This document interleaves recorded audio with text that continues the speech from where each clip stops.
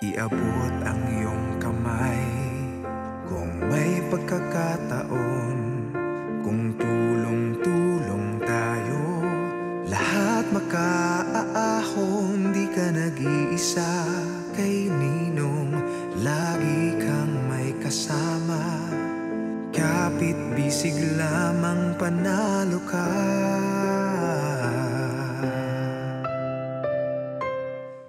Ito ang ating misyon. Parating ang ating kapwa Pilipino mula sa 3 isla sa lahat ng probinsya sa bawat rehiyon. Gawing moderno ang isang tradisyonal na kultura na may diwa at mensahe ng pagtutulungan at pagkakaisa. Muling buhayin ang kahulugan ng bayanihan, ipakalat ang tunay na pagdadamayan. Sa panahon ng pangangailangan ng ating mga kababayan, tutulungan at tuturuan natin silang tulungan ang kanilang mga sarili para makamit ang mga pangarap sa kanilang komunidad, mga proyektong mapapakinabangan ng bawat sektor ng lipunan, ang ating taus-pusong hangad sa bawat lalawigan. Maging halimbawa at inspirasyon sa pagpapatibay ng pananalig at pagbibigay ng pag-asa at maiiwang pamana sa lahat ng henerasyon. Simula na ng ating modern day bayanihan. Ikaw, ako, lahat tayo kayang-kaya ipanalo kung dadamay bawat isa. Ikaw, ako, gaganda itong ating buhay. Pagtutulungan, pagmamahalan, yan ang ating kailangan sa buhay aangat. Winner tayo lahat. Ang mga magtutulungan sa misyon na ito. Ang inyong pong lingkod at kaagapay, Jelly de Belen po. Ako ang makakasama niyo mula sa studio para simulan ang pagtalakay at paghimay sa mga kwentong ating makakalap. Sherilyn Reyes Tan. Pero sa gitna ng magagandang tanawin na ito, meron tayong mga kababayan na nagsastruggle para maitawid ang kanilang pang-araw-araw na buhay. Patricia Tumulak. Nakakalungkot dahil nakakaranas pa rin ng problema sa kabuhayan ang ilan nating mga kababayan dito. Sila naman ang iikot sa bawat probinsya ng Luzon, Visayas at Mindanao upang kamustahin at damayan ang ating kapwa Filipino. Sasamahan din tayo ng mga eksperto na magbabahagi ng kanilang kaalaman sa bawat issue. At si Manoy Wilbert T. Lee, siya ang mangunguna sa ating panel of experts sa desisyon upang resolbahin at aksyonan ang mga problema at pagsubok ng ating mga kababayan. Nakaka-overwhelm. Ito yung gusto natin. Tulungan natin sila. Nakakagawa tayo ng difference sa buhay ng mga tao. Good morning mga kapuso! Tutok lang kayo sa isang oras nating puno ng mga kwentong tiyak na magbibigay inspirasyon sa inyo. Dito sa Si Manoy ang Ninong Ko. Good morning, Manoy! Morning, Jelly, at good morning mga kapuso. Sinuyod po nating muli ang Pilipinas para maghatid ng mga kwento ng bayanihan ng ating mga kababayan. Sa aming pagbabalik, panoorin ang kwento tungkol sa paborito nating pampaasim sa sinigang, ang sampalok, at ang mga magsasakang nangangalaga sa mga puno nito. Siyempre, hindi mawawala yung mga suliranin po na kinakaharap bilang isang tamarin farmer. Ano-ano po ba yun? Kung minsan yung pagdi-deliver sa palengke, sabi ko nga kung 80 dito, palengke mga 150 or 140 na nun. So biro mo po yung nawawala. Yung kinikita niyo po ba sa pagsasaka, sapat na po ba yun para Hindi po. matulungan po yung mga anak niyo po? Hindi po. Sapat. Kulang po talaga. Kaso pinagkakasya lang namin. Sobra pong hirap. Gustuin man po ng anak kong mag-aral ng college. Wala po talaga. Ano po ba yung pangarap niyo sa mga anak niyo na yun? Pagkatapos po ng pag-aaral.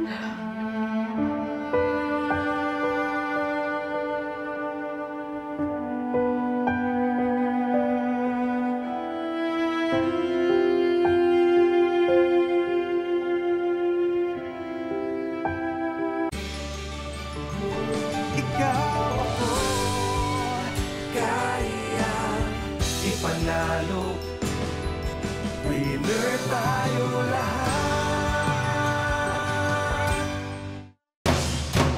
mo bang kumain?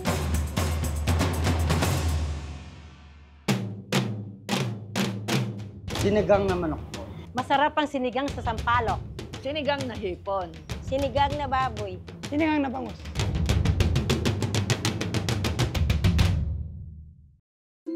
Ang sinigang ay isa sa mga nangunguna sa listahan ng Pinoy favorite ulam. Mainit na sabaw para sisikmurang kumakalam at tamang alat at asim na swak sa panlasang Pinoy. At syempre, kapag sinabing sinigang, hindi mawawala ang bidang pampaasim, ang sampalok.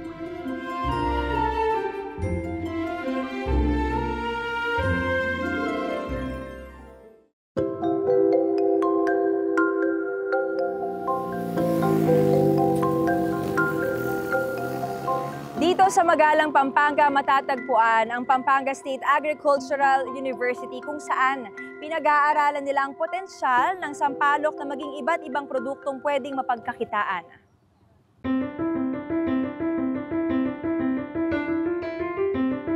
Pampanga State Agricultural University is a level 4 state university in the Philippines.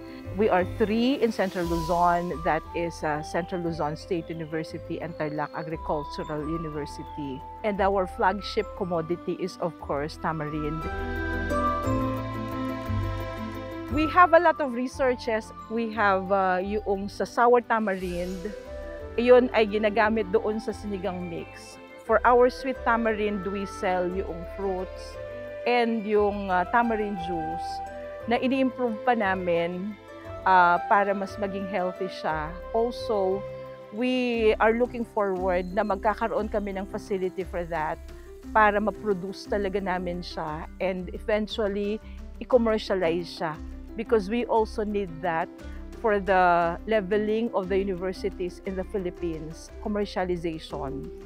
Iniisip na rin namin na magkaroon ng fruits all throughout the year. So, the office of Dr. Warlina will develop yung research para all throughout the year meron kaming fruits. We also not only cater to research but for extension to the farmers. Balak din namin na mag-replant na ng mga tamarind kasi medyo tumatanda na siya at dadamihin namin yung mga mother trees na pinagkukuhanan ng mga sayon nitong mga tamarind na to. Yung potential ng tamarind, we are dreaming of having, if not really, malalampasan namin yung sa Thailand. We dream big in terms of tamarind and we want to be at par sa Thailand in the future.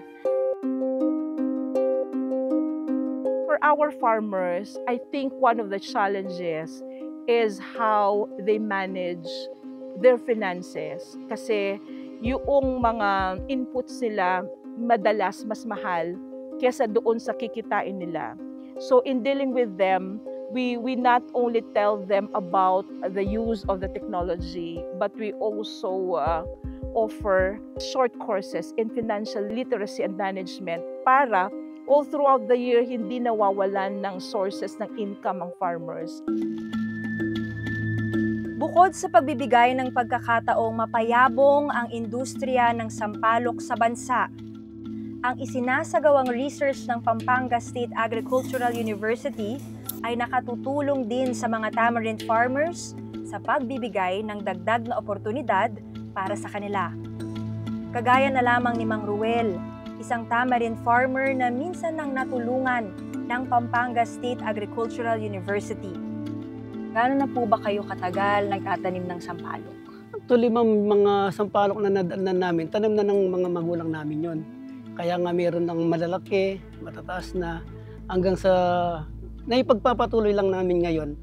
Yun nga, kapag season, yun po yung ordinaryong ginagawa namin. Parang may matataguyod namin ng aming mga pamilya. Kumbaga bata pa lang kayo, kinalakihan mo na talaga ang pagtatanim ng sampalok. Parte na ng buhay at sistema ninyo. Kaya nga nangarap ako, sana maging leader ako, maging instrumento para nga makahanap ng network sa mga kung paano mapataas ang kalidad ng sampalok. Tuwing kailan po ba ang harvest season ng sampalok? Pag ano po, August, pwede na. Medyo maliit pa lang. Yung 1 kilo, marami nun kasi maliliit pa lang nun. Pero nasa magandang presyo siya. Minsan 80, minsan 100 ng kilo. Magkano po ba yung kinikita nyo sa pagtatanim po ng sampalok? Nung sa akin, ma'am, maliban po sa mga minsan araw-araw na ginagawa, pumipitas para nga pa income. Pero yung sa sinigang mix, naka-income po ako ng 50,000 nun. Sa sampalok ko lang nun. Isang harvest nino mula November hanggang December. Malaki na po ba yun o sapat na po ba yung kita? Nagiging sapat na din po kasi gawa ng nakakatulong o paano may tawid yung mga anak sa pag-aaral kasi allowance lang po ng mga nag-aaral, medyo mabigat na. Sa tulong po ng sampalok, kahit paano, naitatawid po yung mga bata. Paano po ba kayo natutulungan po ng universidad? Kasi po noon, dahil nangihinayang kami sampalok, ayaw namin putulin. So hanggang ngayon, makikita mo tumataas ng palok namin. So tinuruan po kami ng PSAU kung paano i-pruning, paano pangalagaan. Tapos noon, magkakabunga lang yung sampalok sa loob lang ng 7 o 10 years bago magbunga. Pero sa grafted, ma'am, 5 years malaki na yung, marami na siyang maibubunga. Through technology po ng PSAU na tinuro sa amin. At yung iba po siling binibigay sa amin. Pag-usapan naman natin, syempre hindi mawawala yung mga suliranin po na kinakaharap bilang isang tamarin farmer. Ano-ano po ba yun? Ang kainaman po ng sampalok, kahit hindi abunuin, kahit hindi po spray, magbibigay siya. At kahit anong-ano ng lupa, kaya niyang bumuhay. So nakikita ko lang po sa sampalok, nahirapan lang kami kapag dumating po yung kalamidad. At siguro nga rin, isa naging problema namin, kung minsan yung pagdi-deliver sa palengke. Kasi nga, kung halimbawa, sabi ko nga, kung 80 dito, palengke mga 150 or 140 na nun. So biro mo po yung nawawala. So kung may transportasyon kami, siguro mas malaking bagay na yun. Nung kami na yung nagdadala doon. At asasosyon naman kami, maaaring pagsamahan namin tapos dadali sa market. Ano na lang po tayo ang pangarap niyo para sa mga anak niyo? Kami naman mga magulang ayaw naming makita yung mga anak namin na naghihirap. Kaya nga, sabi nga, yung nadanasan namin na hirap, ayaw naming paranas sa mga bata. So kaya nga yun na, nagsasakripisyo ako para sa kanila. At kung darating man ng panahon na nasa ustungan na sila, may pamilya na sila, kahit papitas ko lang yung mga sampalok ko, kikita ako sa mga kasama ko, nakatulong pa ako. Tama po yan tayo. Ano na lang po ang mensahe nyo para sa mga kapwa farmers po? Hindi hadlang kahirapan para mapatapos mo yung mga bata, yung mga anak mo, kundi lagyan mo siya ng pagsisikap at higit sa lahat, pauna mo sa Diyos. Para naman kay Mang Wilson, malaking bagay din ang nagagawa ng universidad sa kanyang hanap buhay. Ngunit daing din niya ang hirap sa ganitong kabuhayan. Gano'n na po kayo katagal nagtatanim po? Ang tagal naman, buwan maliit pa ako. Bata pa lang, Bata marunong pa lang, na. opo. Kasi alam ko malaking tulong po sa amin yung tamarin mo. Magkano po ang kinikita nyo tayo sa pagtatanim po ng sampalok? Sa maghapon po kasi, sa 6 na kilo, magiging lang po 200. Yan, pinagkakasya na namin po yung 200 kada araw? Opo. Araw-araw naman po naman yun. Paano nyo po pinagkakasya nga po yun? Siguro sa ako ng Panginoon na kinakasya niya po dahil kailangan po kasi. Ano po ba ang mga problema na kinakaharap niyo po bilang isang tamarin farmer po? Pagka nagbagyo, ma'am, nasira yung mga sampalok namin. Alam na namin hindi po kami kikita. Hanap po kami ng paraan para makakuha namin yung pangangailangan namin. Kasi alam namin, sampalok, siraan. So malaki epekto ang bagyo sa pagkakasira ng sampalok? At saka yung ulan po minsan. Ano pa po tayo? Ngayon, halimbawa, gawin na lang po namin yun.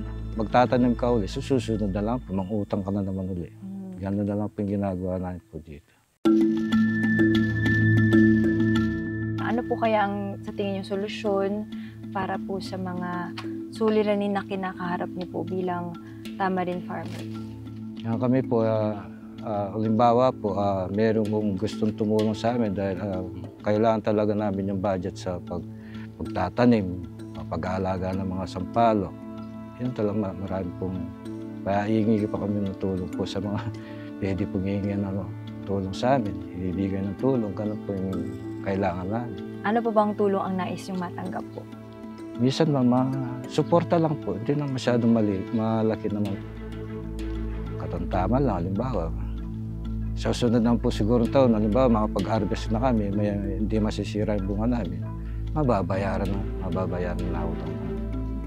Pag-usapan naman po natin, ang pamilya niyo po, ano po ang pangarap niyo para sa pamilya niyo? Ayaw ko maghirap yung mga pamilya ko kahit na nagsasakripisyo ako.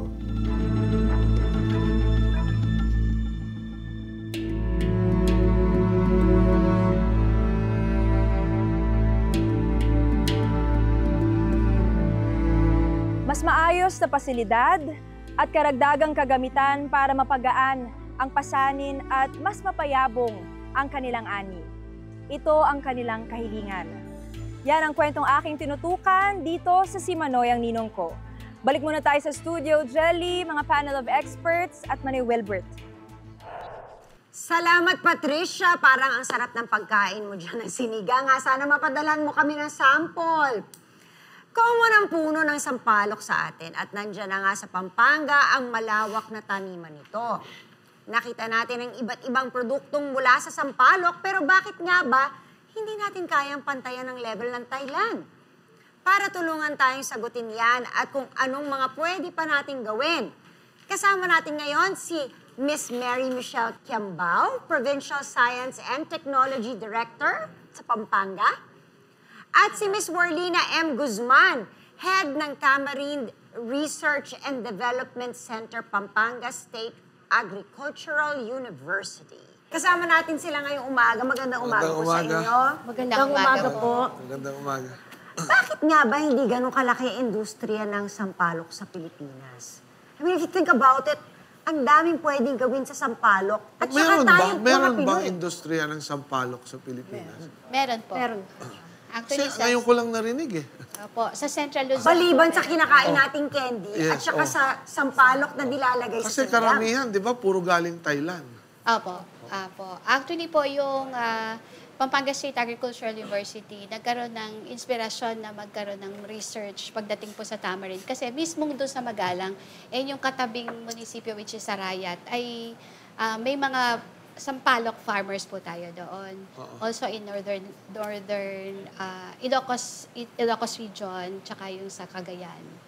And even sa Visayas region, meron po tayo. So, hindi lang dito sa Pampanga. Marami. Marami po. There is potential pala for this talaga to be an industry. Yes. Nakita natin kanina. O sige. Meron po siyang potential na maging industriya. Kaya lang kasi parang limitado tayo sa awareness pagdating sa market ng mga produkto nito. Kasi ang alam lang natin, pag sinabi natin sinigang, ay sampalok, is ang agad na iisip natin is maasim siya, ginagamit natin siya sa pangsigang. Papaasim, kahit anong gusto natin papaasim, Yes, sinampalok ganun siya. manok, sinigang. Pero meron tayong dalawang uri ng sampalok. Meron tayong matamis at saka isang maasim. Alam nyo, ngayon ko lang nalaman yun. Yes, meron tayo. Nung napanood ko sa VTR natin, ngayon ko lang nalaman na meron palang, magkaiba pala yun. Yes, magkaiba po siya. So, at yung sampalok, marami tayong mga produktong pwedeng gawin maliban sa sinigang mix, kamukha ng tamarind wine, vinegar, candy, jam. Pwede rin siyang sangkap ng ice cream. Kaya lang ang problema sa sampalok, seasonal siya. Seasonal po siya. So, sabi nyo nga kanina, 8 months bago makaharvest. Yes. Paano naman yung mga magsasaka natin? What do you think that, paano natin sila matutulungan pagdating dyan sa problema na yan? Kasi ang tagal lang hinihintay nila bago sila makaharvest. Ang nangyayari minsan, nasasalanta sila ng bagyo o ng kung anumang hayop. Parang yung hinintay nilang ganong katagal, parang nawawala. Paano yun? Para matulungan natin yung mga farmers, while walang season ng sampalok, meron pa rin sampalok. So, kasama po sa Project 3, yung magde-develop si PSAU rin ng puree. Yung puree po, yun yung magiging raw materials na magiging available siya all year round. And at the same time, yung Project 1, tuturuan and continuous na inaalagaan ngayon ng PSAU, yung mga communities may malapit sa bundok ng Mount Arayat na may mga tamarind trees, yung pwede silang yung intercropping. Kanina nabanggit mo rin Mount Arayat. Bakit sa Mount Arayat? Very suitable ba? Yes po, very suitable po yung tamarin sa mountainous area po. Kasi yung tamarin po is matibay siya sa drought resistant po yung tamarin. Hindi po siya ganong alagayin. Tsaka yan, kusang mamumunga po yung mga yan. So dapat pala tanim tayo ng tanim. So dapat pala, dahil ngayon, pinag-uusapan natin yung El Nino, dapat pala tamarin yung talagang i-promote. No? Maganda po siyang pag-reforestation. Pero yung price niya, napag-usapan kasi, hindi ko lang masyado maintindihan. Pero based on your research, sa abroad, may demand ba nito o wala? Nag-create po tayo ngayon ng demand because of the health benefits. So, yun po yung patuloy na gagawin ng PSAU niyan. And siya lang po nationwide ang may research on tamarin yan. So, ganun po, nag-identify ng mga research partners. Siyempre, importante nga rin naman talaga kung may demand. Ang hirap palakihin nitong pero tamarin industry. Dito pa lang kasi sa atin, Jelly, kulang ng 8,000 tons. Di ba? So, if we had to import from outside, ibig sabihin, bitin. Yung sinigang mix ba natin, in-export ba sa ibang bansa? Yes. Para sa mga Pilipino rin. Yes. Nakikita ko yan sa mga grocery kahit saan parte ng mundo. And may kausap na po kaming mga processors ng sa Pampanga. Yung mga exporters din sila. So yung mga product lines nila, madadagdagan ng mga variants ng tamarind yan. Maraming salamat sa ating mga experts. Sa pagbabalik po ng Si Manoy ang ninong ko, ang buhay naman ng mga babaeng magsasaka sa Uwas Albay. Ikaw ako, kaya ipanalo. Winner tayo lahat.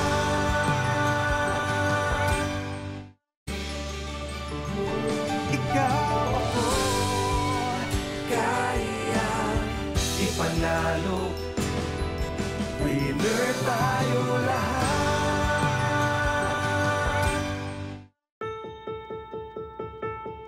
Tahanan ng isa sa pinakamaganda at pinakakilalang bulkan sa mundo na Mount Mayon, ang lalawigan ng Albay. Ito ay isa sa 3 mga probinsya sa bansa na napabilang sa UNESCO World Network Biosphere Reserves at layunin nito na mapanatili at mapangalagaan ang ganda at yaman ng kalikasan. Bagamat sagana dito sa parehong yamang lupa at yamang tubig, hindi mawawala ang mga limitasyon at hamon na hinaharap ng ating mga kababayan. Dito sa munisipalidad ng Uwas Albay, may nakilala tayong grupo ng mga kababaihang magsasaka na humaharap ngayon sa ilang pagsubok sa kanilang taniman.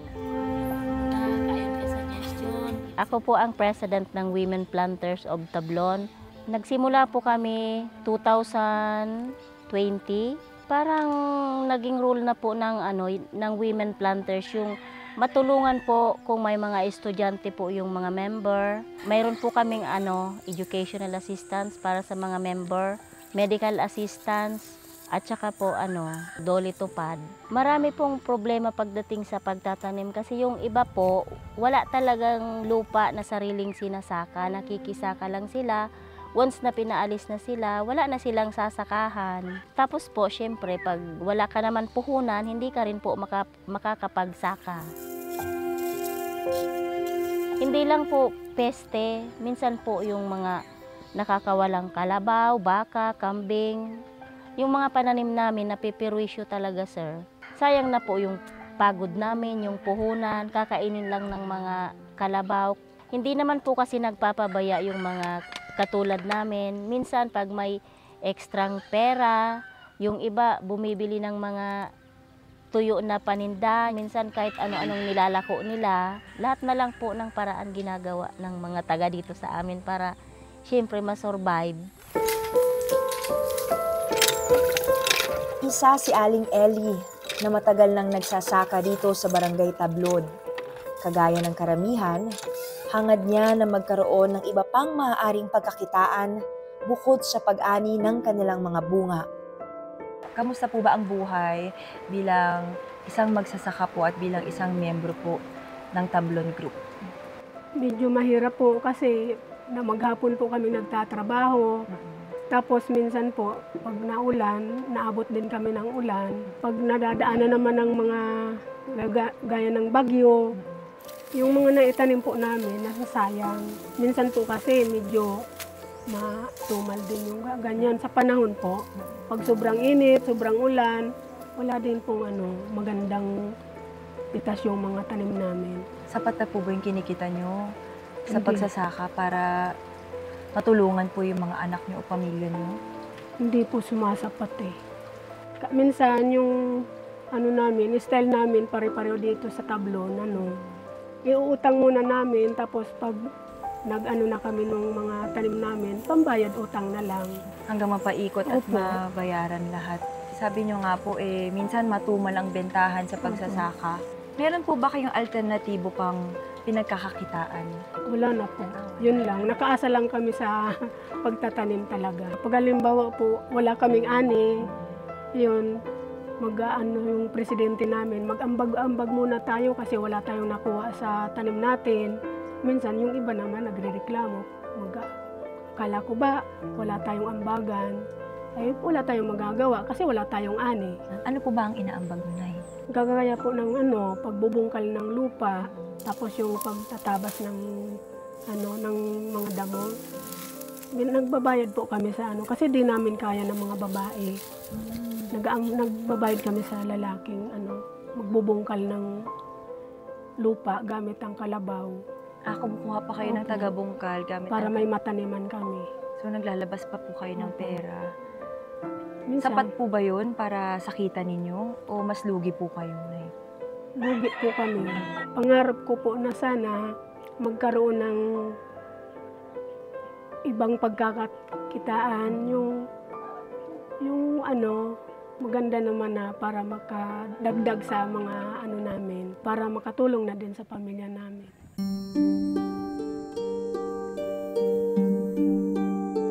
Hirap sa pagsasaka at kakulangan sa tulong pinansyal.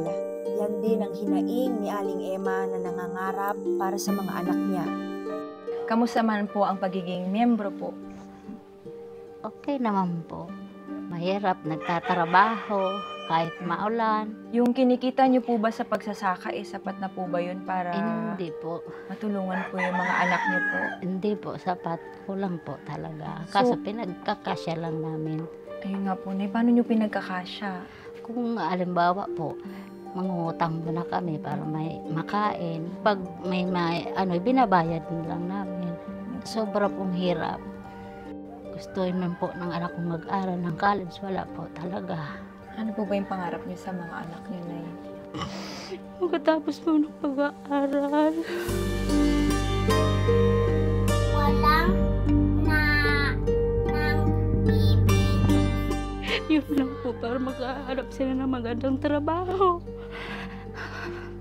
Para sa bandang huli, hindi gaya namin. Isang kahig, isang tuka.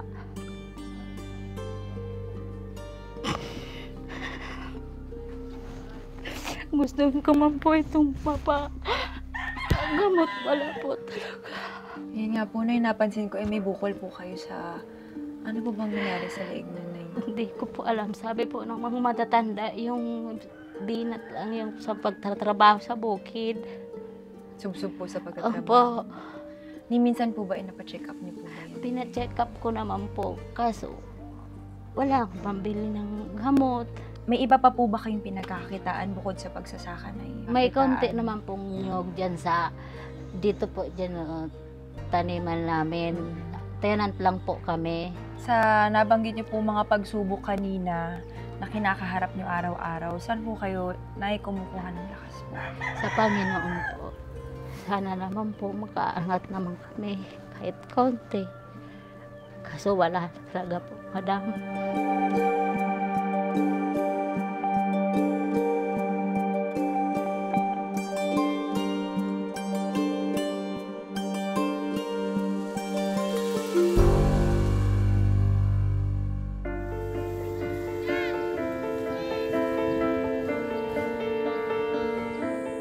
Pangarap ko po na bilang president ng grupo nila, yung makita ko po sila, aside po na sa grupo namin, gusto ko rin yung umangat yung mga buhay nila. Gusto ko rin po na magkaroon sila ng kami or sila ng pagkakakitaan namin aside from dito po sa pagtatanim namin para tuloy pa rin ang buhay kahit mahirap. Mga kapuso, alternatibong pangkabuhayan para sa kababaihang magsasaka rito sa Uwas Albay. Nang sa gayon ay hindi lang sa pag-aani, iaasa ang kanilang kita. Yan ang kanilang simpleng kahilingan na ating tinutukan dito sa Simanoy ang Ninong Ko. Balik muna sa inyo sa studio, Jelly, mga panel of experts at Manny Wilbert. Salamat, Patricia. Mula dyan sa probinsya ng Majestic Mayon, parang talagang wala nang katapusan ng problema ng mga magsasaka natin, no? Eh bakit nga ba? Yan ang isa sa mga sisikapin nating sagutin kasama ang mga bisita nating expert na sina Chalo Brinza-Tumba, Director ng Bureau of Workers with Special Concerns under ng Department of Labor and Employment o DOLE.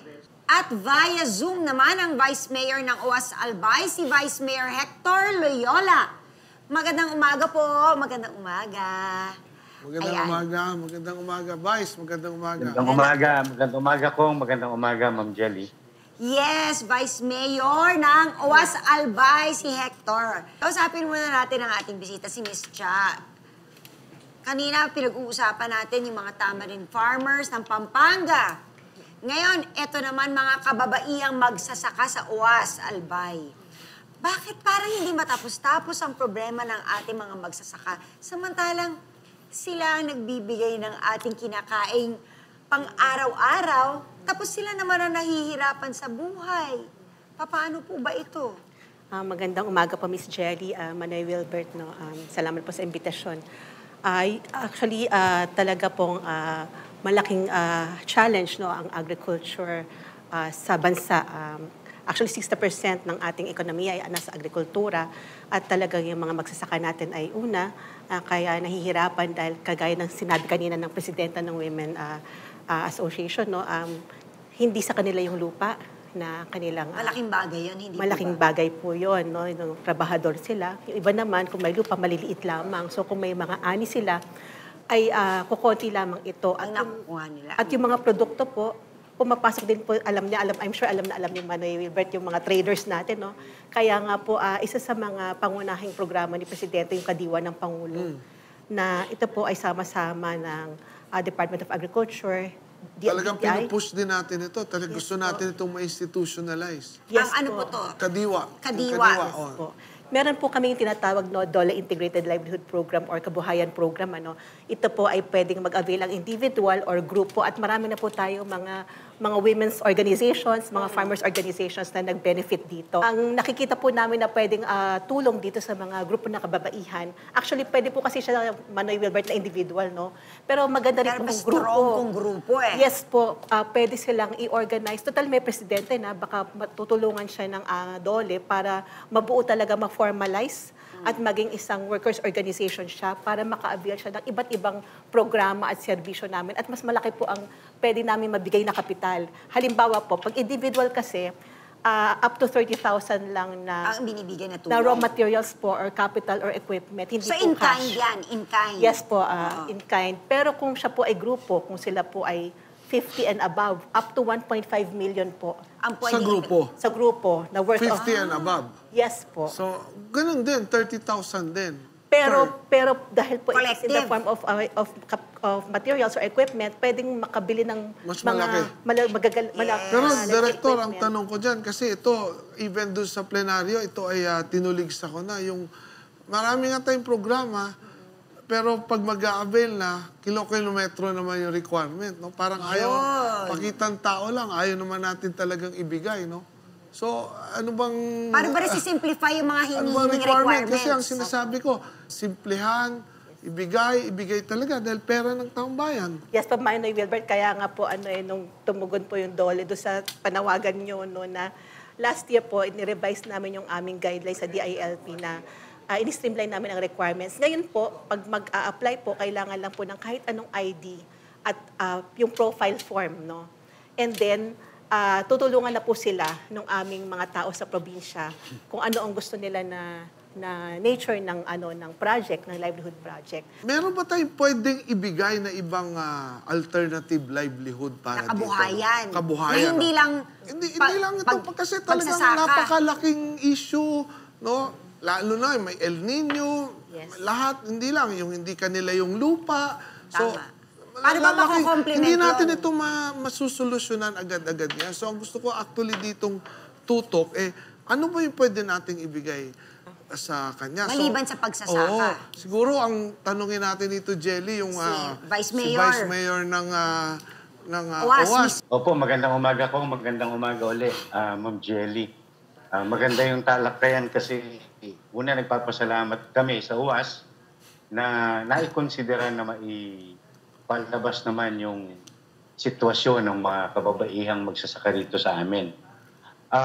Napakaganda nung tanong kung paano, ano pang alternatibong pangkabuhayan. Ang naisip po namin na maigawang livelihood program dyan is bee farming. Yan po yung po pwede, tugma, i-complement po yung ginagawang pagtatanim at saka makakatulong po sa biodiversity ng barangay Tablon. So, bee farming, suitable ba ito dyan? Opo, ang pinaka-best po talaga yung stingless bee. Hindi po masyadong hassle sa risk ng mga kababaihan natin. Tapos napakaganda po nung produce niyan dahil alam naman natin kung anong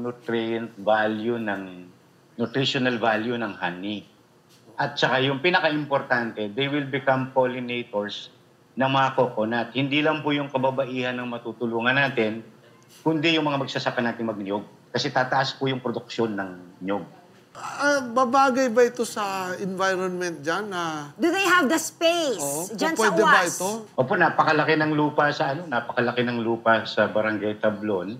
At the same time, suitable siya dahil may mga shady area po kung saan pwedeng ilagay yung mga beehives. Kaya ba ng DOLE na masuportahan ito through your yung tinatawag na DOLE Integrated Livelihood Program? Yes, Manoy Kaya Wilbert. ba ito? Opo, Manoy Wilbert. Actually, nakakatawa nga po, tama po si Vice Mayor, no, na maganda na nakita na ko ano yung profile ng mga beneficiaries. Ano yung pwede Importante gawin. yun para talagang ma-achieve ang goal. Yes po. So, pwede po tayong magbigay ng in the form of yung kanilang mga kakailanganin na equipment or materials. No? So, pwede naman po. Kasi gusto natin itong of course, gusto natin maging successful ito para maging modelo ito sa ibang lugar. No? Kasi parang pwede nga, yung mga may tanim na, so hindi lang sa mga magsasakang kababaihan dyan sa UAS, sa buong Pilipinas, yung mga magsasaka doon. Yes. And napakaganda yung sinabi ni Vice kanina na biodiversity. Kailangan din ng mga puno. Eventually po pwede rin for processing Kayong sabi niya nga pwede. Yung honey, pollen, propolis, mahal yung mga yan. So pwede ito sa DOLE. Yes po, we will help po ang Barangay Tablon. Wow! Narinig niyo yan, Vice Mayor. DOLE will help. Salamat po, salamat. Kung isa pang dagdag, maganda kasi yung honeybee dahil alam naman natin pagka-agrikultura, seasonal ang trabaho. Yes. Pagka pagkatapos magtanim, wala ng trabaho. So, itong honeybee talagang support Sila mismo, 24 hours magkatrabaho yung honeybee para sa mga planter. Maraming salamat po sa inyong lahat sa ating mga bisita sa pagbabalik ng Si Manoy ang Ninong Ko. Mula po sa Si Manoy ang Ninong Ko, meron po kaming munting handog para sa inyo.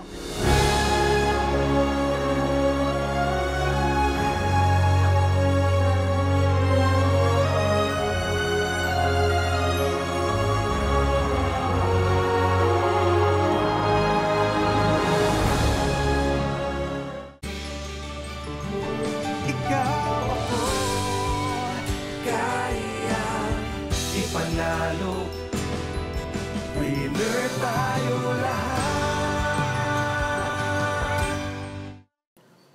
Welcome back sa Si Manoy ang Ninong Ko. Dagdag na kapital at sariling transportasyon para sa kanilang mga produkto ang hangad ng mga tamarin farmers ng Pampanga.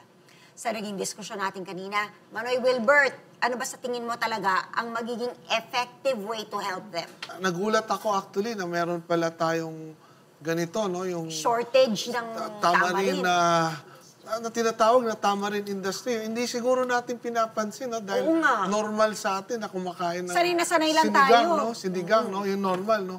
Nagulat ako na ganyan pala, meron pala. And malaking potential na maging ito ay isang pangunahing produkto natin pag-export pagdating ng araw, no? So dito, no, sa problema dito sa ating mga tamarin farmers dito po sa Pampanga, ang naisip po natin para agad-agaran po natin sila matulungan ay bigyan po natin sila ng dagdag na supply ng tamarin seedlings, no, dagdag na mga kagamitan sa pagtatanim, and of course, dagdag na suporta at gamit dito po sa Aglibot Sweet Tamarind Farmers of Pampanga State Agricultural University para po sa pag-produce nila ng kanilang tinatawag na tamarind wine. Sana matikman po natin ito, no? Yung kanilang nakapasyal po. Yung tamarind juice, no? At meron pa tamarind ice cream. Tamarind ice cream, wow, sarap.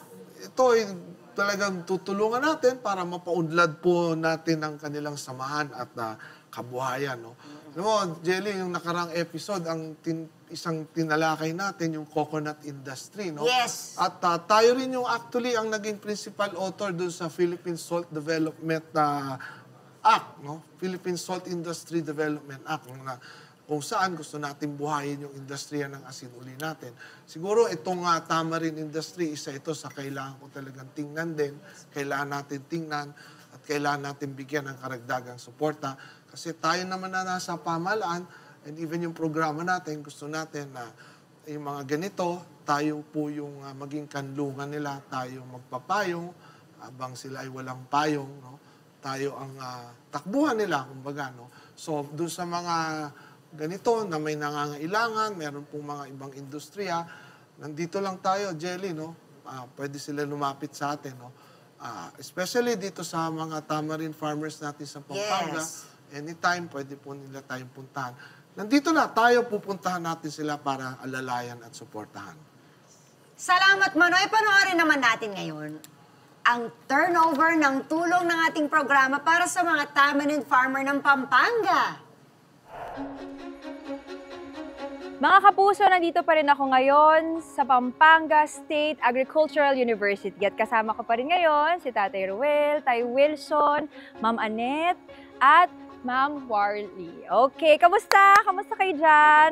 Yan. Una sa lahat, gusto ko lang po kayong pasalamatan sa mainit na pagtanggap po sa aming programa. Kami po talaga ay saludo sa inyong pagsisikap po, lalo na po ang mga farmers. Maraming salamat po sa pagbahagi ng kwento nyo po. Talagang na-inspire, hindi lang ako, I'm sure pati mga manonood po natin. Kaya naman po, naniniwala rin kami na marami pang pwedeng gawin para buhayin at palawakin po ang industriya ng tamarin. Kaya mula po sa Si Manoy ang Ninong Ko, meron po kaming munting handog para sa inyo.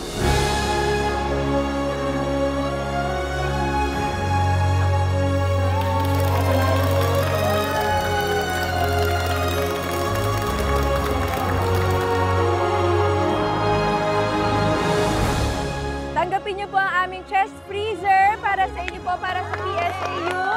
Para po, mas maparami po ang storage nyo para sa inyong mga produkto. Meron din po tayong drums para po mas madagdagan po ang pag-ferment po ng inyong mga wine.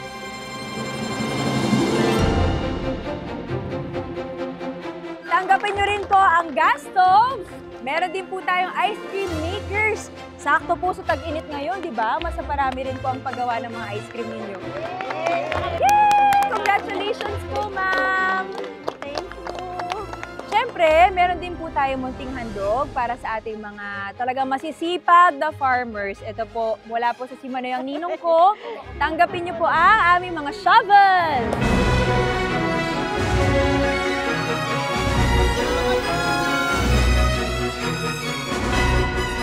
At hindi pa po nagtatapos dyan, tanggapin nyo rin po ang grafted tamarind seedlings para mas madagdagan po ang inyong mga pananim.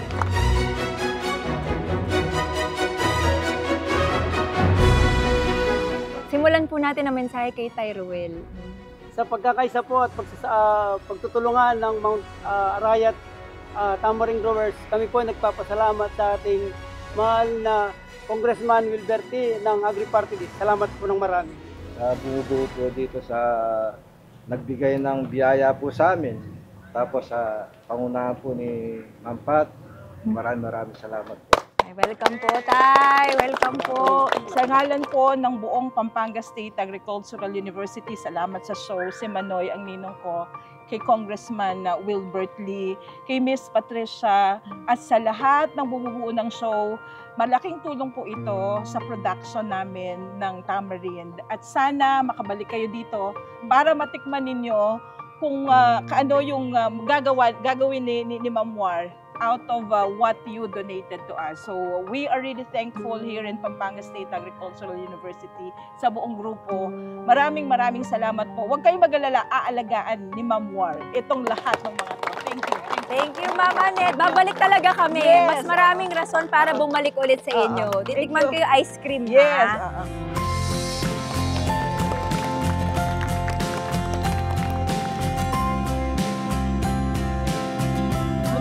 Salamat po namin na hopefully magiging commercialized na talaga siya dahil sa mga ibinigay niyo sa amin. Thank you. Ay, pagdadasal po namin yan, Ma'am. Maraming salamat. Thank you. Muli, maraming salamat po sa inyo. Maraming salamat sa pagbahagi ng kwento. Ipagdarasal po namin na masagana po ang inyong pangkabuhayan at makamit niyo ang inyong mga pangarap po sa buhay. Thank you po and God bless.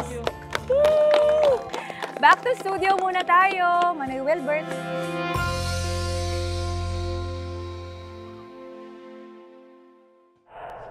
Maraming salamat, Patricia, at sa ating mga kababayan dyan sa Pampanga. Walang bibitiw.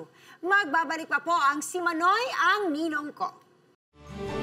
Ikaw ako, kaya ipanalo. Winner tayo lahat.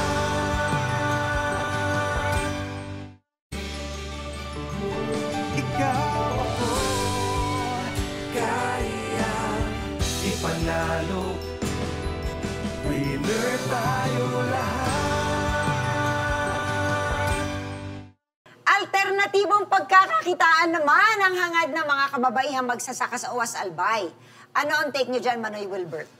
Alam mo, Jelly, andito na naman tayo, paulit-ulit, no? Itong mga problema Alam mo, halos tuwing linggo, yung mga magsasaka natin na nakakaawa naman na talaga, ang daming pinagdadaanan. Actually, hindi ko na rin talaga malaman kung anong gagawin natin dito. Pero ito, ang dami kong nilista dito para sa ating pong mga kababaihang magsasaka dyan sa Uwas, no?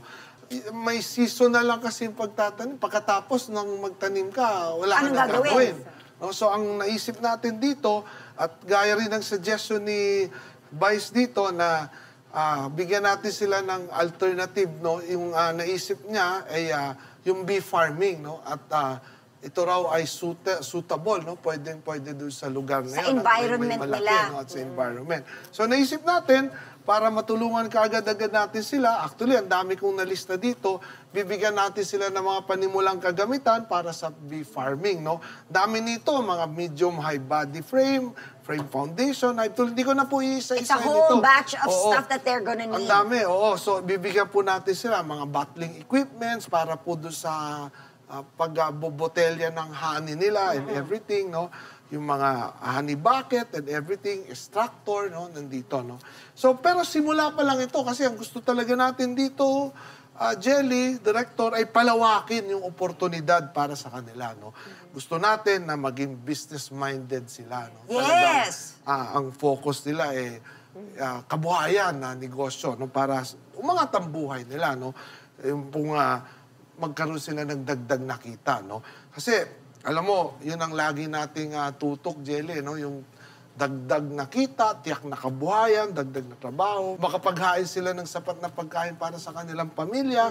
At ang higit sa lahat, gusto natin mabawasan o mawala yung pangamba nila sa pagkakasakit, no? Dahil ang pangamba ng lahat talaga, Lalo na dito, sinasabi nga, bawal magkasakit. Bawal magkasakit. Dahil pag nagkasakit, apektado yung kita nila, ubos yung ipon, no? Baon sa utang, no? Walang pambayad sa ospital, walang pambili ng gamot. Well, tuloy-tuloy pa rin ang pagsisikap natin, no? Para hindi natin mapag-iwanan at mapagkaitan ng serbisyo ang mga magsasaka, no? Kumbaga, parang mga bubuyog na tahimik lang na nagtatrabaho, magkaisa tayo at magsama-sama tungo sa masagana at matamis na tagumpay. Gusto kong pasalamatan dito si Vice, no? Maraming salamat. Thank you, Kong. Isa kang modelo na public servant. Maraming salamat sa iyo sa iyong pagmamalasakit. No? And maraming salamat din po, Director. Asahan po namin na itong pong bee farming na to ay maging successful sa pamamagitan po ng tulong po galing sa inyo. Ayan na nga, matamis talaga because of the bees. Oo. Salamat, Manoy Wilbert. Nagbabalik si Pat at ang mga women planters ng UAS Albay para sa ating munting handog sa kanila. Panoorin natin to.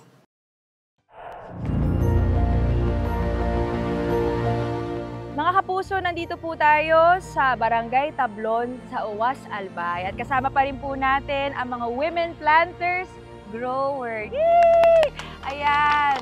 Siyempre, pinangungunahan po ni Ma'am Anisha, kasama pa rin natin si Ma'am Ellie at Emma, at ang buong miyembro ng growers, di ba? Ayan. Una sa lahat, pasalamatan ko muna kayo sa mainit. Ito, mainit talaga na pagtanggap sa amin sa programang ito. Saludo po ako sa inyong pagsisikap. Maraming salamat po sa pagbahagi ng mga kwento nyo na talagang nakakaantig at nakaka-inspire po. Hanga rin po ako sa pagbuo nyo po ng grupo na ito para magtulong-tulungan, especially mga kababaihan po, para matulungan nyo po ang inyong mga mahal sa buhay, lalo na po ang pamilya ninyo. Kaya maraming salamat po ulit at syempre ayokong umuwi na wala akong remembrance. At gusto ko may maganda rin kayong alaala mula sa aming programa. Kaya mula po sa Si Manoy ang ninong ko, deserve nyo po na kailangan ng may munting sorpresa para sa inyo at para makatulong sa pagkakaroon ng pandagdag kita po para sa inyo. Ready na po ba kayo? Ay! Ako rin ready na! Kaya halika na, nakikita nyo yan! Halika, samahan nyo ako! Halika!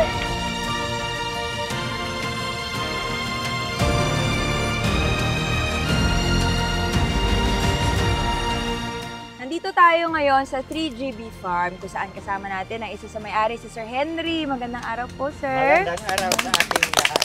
Ayan, kita nyo naman po, pansin nyo napapalibutan tayo ng mga bubuyog na kung saan nagpo-produce sila ng honey. At alam nyo po ba na ang honey ay talagang in demand siya sa buong mundo all year round. Na kung saan magandang alternatibo po itong pagkakakitaan para sa inyo pong mga magsasaka na kung saan nag-aantay kayo ng ani. Kaya naman, ito po, tanggapin niyo po ang aming munting sorpresa mula po sa Si Manoy ang ninong ko. Tanggapin niyo po ang 100 na starter hives po. Yan! Sa tulong po ni Sir Henry nang bibigay sa atin ng dagdag kaalaman, Sir, ano po ba ang starter hives? Starter hives kasi magsisimula kayo mag-alaga ng bubuyog. Maswerte kayo, may tig-iisa kayong colonies. Tutulungan kayo kung paano yan alagaan at mapalago. Categorize siya as stingless bee, yung takot ninyo na may sting is wala na. Congratulations po! Tuloy-tuloy lang po ang pagdadasal, naway maging magandang simula po ito para sa inyong grupo. Congratulations po! Thank you!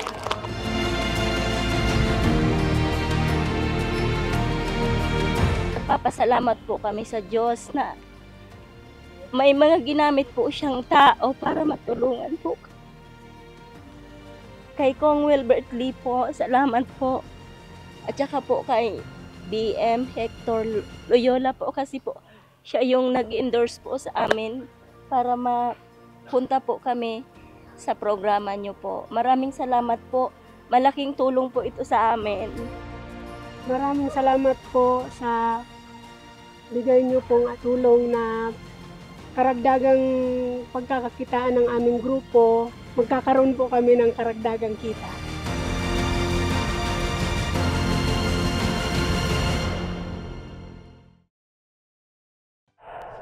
Hangad na namin na sana'y dumating na nga ang araw na ang inyong kabuhayan ay tunay na magdadala sa inyo at sa inyong pamilya ng kaginhawaan at magandang kinabukasan.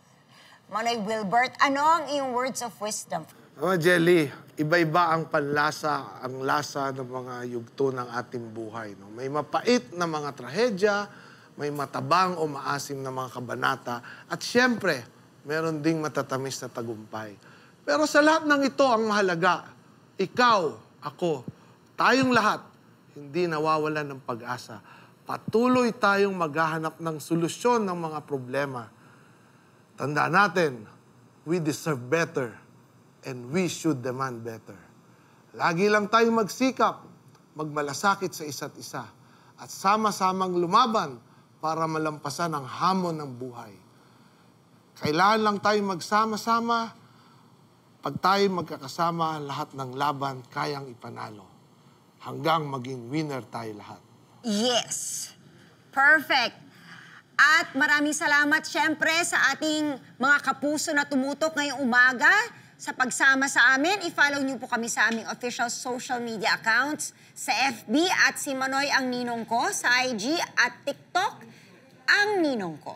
Kung kayo naman po ay nangangailangan ng tulong para sa inyong komunidad o asosasyon o sa mga gustong maging kaagapay namin sa paghahatid ng tulong sa ating mga kababayan, mag-email lang po sa amin sa manoy.wilbert@smanktv.com. Magkita-kita tayo ulit next week, alas 7 ng umaga nationwide, alas 8 ng umaga sa buong Central at Eastern Visayas at pati sa GMA YouTube channel.